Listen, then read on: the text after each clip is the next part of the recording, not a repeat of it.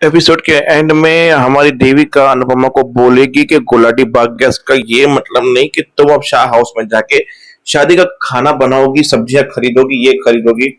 अनुज रास्ते में टकरा जाता है, बोलता है यार मैं अदरक और मसाला लेने निकला हूँ। ये होटल की चाय में वो मजा ही नहीं आती। फिर अनुपमा चाय निकाल के देती है, बोला सुबह भावेश के लिए बनाई नहीं, भावेश जल्दी में चला गया, शायद आपके नसीब में चाय हो। अब वो चाय पी के गर्मा गर्म पी जाता है, फिर भी उसे फर्क नहीं पड़ता क्योंकि वो अनुपमा के हाथों की चाय पीता है। वाह वाह। फिर अनुपमा चलती, जूता टूट जाता है, अनुज नीचे बैठता है, वही जूते वाला सीन। अनुपमा का जूता पहनाता है, अनुपमा उसको यूं यूं करती है, फिर क्योंकि नीचे नम है जूते के लिए और मेरे को टच किया पैरों को। तो बस इनका वो रोमांस पल वाला रिपीट आया। हाँ, बाकी आज का माहौल थोड़ा गर्म था और पाकी की बदतमीजी बाबूजी के साथ भी नेक्स्ट लेवल चली गई। सबसे पहले आते बीजी के ऊपर, जो होटल में बैठ के खा रहे थे। बोला वो जंगली बिल्ली भले जबान उसकी कड़वी है पर खाना और मिठाई बड़ी अच्छी बनाई है उसने, टेस्टी लग रही है। बोला ये मिठाई भी ना माँ एक नशे की तरह है, खाते जाओ मजा आ रही है। तो फिर पुत्र के पुत्र नशा क्यों करता है? बोला छोड़ दिया नशा, आज से ये मिठाई खाऊंगा मैं।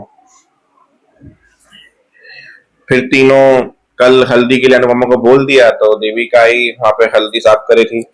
बोला यार मेरे ट्रेकर दोस्त ने पता किया, पता चला कि उस लड़की के बारे में कुछ पता ही नहीं चला। अब कुछ और खुरापाती देखनी पड़ेगी कि जिससे हम लोग एक प्लानिंग करते कि मोबाइल वनराज अच्छा का चुरा लेते हैं, जिससे पता चले कि वो कर क्या रहा है।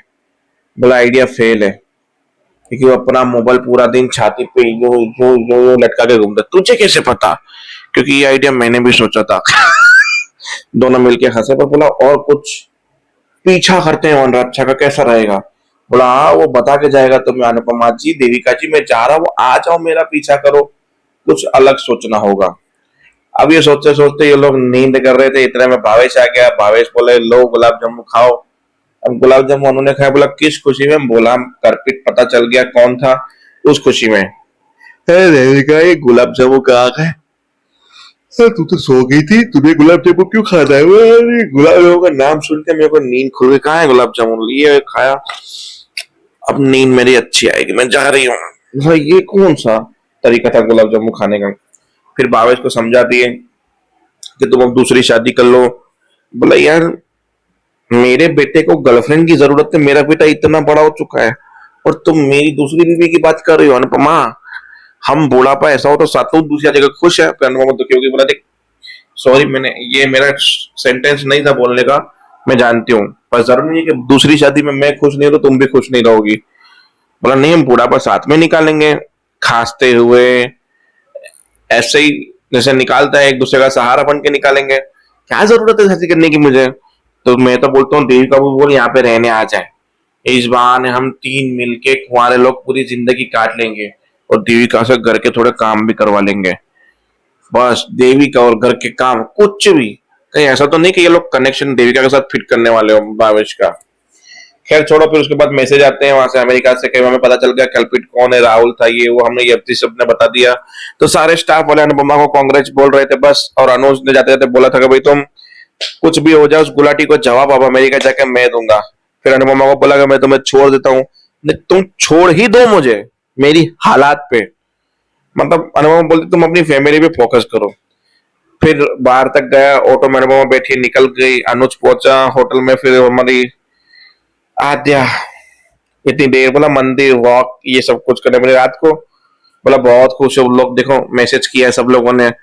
आद्या फोई आद्या फोई आद्या फोई, पागल हो चुके हैं बच्चे। पहले मुझे यहाँ पे आके अच्छा नहीं लगा, फिर अच्छा लग रहा है।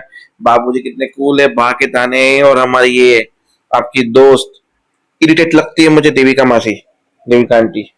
पर क्या करे, पर थोड़ा मजा आ रहा है यहाँ पे आके मुझे। फिर लोग सो गए, सोते सोते उसको खांसी आई तो जहाँ पे किंजल हो बोला आप सो जाते हैं। अनुपमा को हल्दी का तो बोल दिया है, सुबह वो हल्दी लेते हुए आएंगी। दुल्हन तुम्हें हल्दी लगने वाली है कल। अब खांसने की आवाज आ रही थी कहीं से, डंडा कावे उठा, पर इतनी रात को घर शादी वाला माहौल है, शायद चोरी कुछ और ना हो। डंडा लेके तीनों लोग निकले और देखा सारी बच्चा पार्टी सामने बैठी थी। बोला आप लोग यहाँ हाइड एंड सीक खेल रहे हो? अभी ये खेलने का टाइम है। बोला नहीं, इसकी खांसी की वजह से हम यहाँ पे बैठे हैं।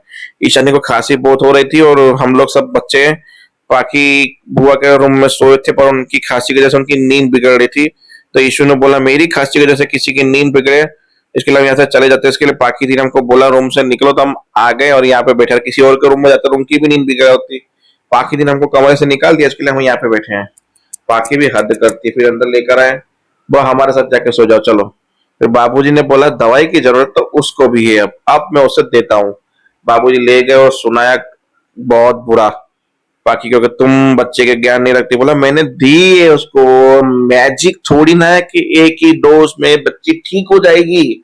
हद करते हो यार, पहले ये खास खास की नींद बेकार के आप लेक्चर देने आए हो। अरे जाओ बाबू जी प्लीज लाइव बंद करके जाना, मेरी नींद मत खराब करो प्लीज। बोला वो हार वाले में पड़ी, आपको बहुत शौक करे, जाके दूसरा डोज भी पिला दो। बाबूजी ने देखा चार दवाई कौन सी है, तो खाली लग रही इसमें थोड़ी सी है, शायद यही वाली दवाई होगी। ये दवाई निकाल के और पिला दी, क्योंकि बाबूजी ने नाम नहीं दिख रहा था, और वो ज्यादा खांसने लगी और वहीं बेहोश हो गई यूं करके। बाबूजी घबरा गए, सबको चिल्ला के बुलाया, सब लोग आए। इतने में वनराज शाह जब रात को घर से निकले, काव्या ने बोले जरूर कोई ऑफिस के काम से नहीं किसी और काम से जा रहा है। और वहां पे पहुंचा, पुलिस से मिला, बोला थैंक यू सो मच तूने मेरी मदद की। बोला दोस्त के लिए कुछ भी। फिर क्या, वनराज खुशी खुशी घर जाता गया। अब होगा सोने पे सुहागा, अब होगा धमाका, क्योंकि अब मेरे पास प्रूफ है सब चीजों के। अब मैं करूंगा बहुत बड़ा धमाका। घर पहुंचा, देखा ईशानी की हालत खराब थी, सब लोग आ चुके थे। तो तोशु ये और सब निकले वहां पे उठाने गई। काव्या को उठो उठो, बोला सोने दो सोने दो, बोला उठो उठो तुम्हारी बच्ची को कुछ हो गया है, शर्म सीख। फिर जैसे तैसे करके पाकी को नींद में से उठा के सब लोग हॉस्पिटल भागे, डॉक्टर ने अंदर ले लिया। फिर काव्य को और किंजल को थोड़ा डाउट गया कि बाबूजी की दवा पीने के बाद ऐसा हुआ था कि बाबूजी ने रॉन्ग दवाई। वहां पर काव्या मतलब किंजल देखने गई तो पता चला ये तो दूसरी दवाई, मतलब उसको दवाई का रिएक्शन हुआ है और कुछ नहीं हुआ है। फिर अनुपमा का फोन पहुंचा, तो अनुपमा भी वहां पे पहुंची हॉस्पिटल। वहां पे फिलहाल में तोशु, पाखी और वनराज शाह थे, और बेटी अंदर थी। डॉक्टर ने बोला हम ठीक कर देंगे, चिंता मत करो। फिर पाखी आके बाबूजी में इंजामी सब आपके जैसे हुआ है, बाबूजी इतने सोचे उससे पहले चक्कर आ गया बाबूजी को, और अनुपमा ने पीछे से पकड़ लिया। फिर वही बदतमीजी पाखी ने अपनी माँ के साथ की।